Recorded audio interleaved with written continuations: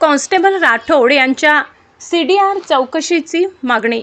जालना जिल्हाधिकारी कार्यालयासमोर उपोषण सुरू। परतूर पोलिसांच्या आशीर्वादाने अवैध धंद्याचा सुळसुळाट। कॉन्स्टेबल राठोड यांच्यावर गंभीर आरोप। जालना जिल्ह्यातून एक मोठी आणि धक्कादायक बातमी समोर येते। परतूर शहर सध्या अवैध धंद्यांचा अड्डा बनलाय की काय असा प्रश्न आता नागरिक विचारू लागलेत। सट्टा, मटका, ऑनलाईन चक्री, वाळू उपसा आणि पत्त्यांच्या क्लबने शहराला विळखा घातला असून यामुळे तरुणाई वाममार्गाला लागली आहे। मिळालेल्या माहितीनुसार परतूर पोलीस ठाण्याच्या हद्दीत हे अवैध धंदे राजरोसपणे सुरू आहेत।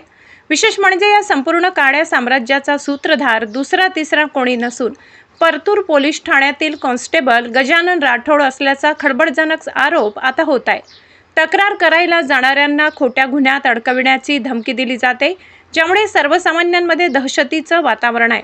आमरण उपोषणाचे हत्यार याच अन्यायाविरोधात आता मातंग मुक्ती सेनेने आक्रमक पवित्रा घेतलाय।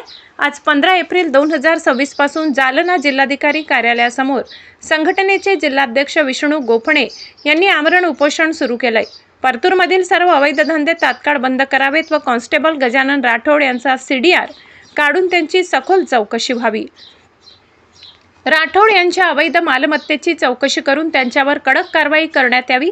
जोपर्यंत अवैध धंदे बंद होत नाही आणि भ्रष्ट कर्मचाऱ्यांवर कारवाई होत नाही तोपर्यंत मागे हटणार नाही असा पवित्रा विष्णू गोफणे यांनी घेतलाय। आता जिल्हा प्रशासन आणि पोलीस अधीक्षक यावर काय कार्यवाही करतात ते पाहणं महत्त्वाचं ठरेल। आमची मागणी अशी आहे की परतूर पोलीस स्टेशनच्या हद्दीमध्ये जे अवैध धंदे सुरू आहे ते धंदे बंद झाले पाहिजेत। याच्यासाठी आज आम्ही मातमुक्ती सेनेच्या वतीनं आमरण उपोषण सुरू केलेलं आहे।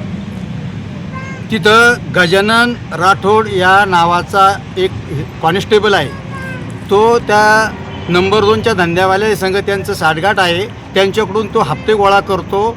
म्हणून आमचं असं म्हणणं आहे की त्या राठोडची जे अवैध धंदेवाल्याकडून जे वसुली केली जाते तर त्याची जे अवैध धंदेवाल्याकडून वसुली केल्यानंतर त्यांनी जेवढी काही संपत्ती गमावली त्या संपत्तीची त्याची चौकशी व्हायला पाहिजे। या मागणीसाठी आम्ही मातमुक्ती सेनेच्या वतीनं आज इथं उपोषणाला बसलेलो आहोत।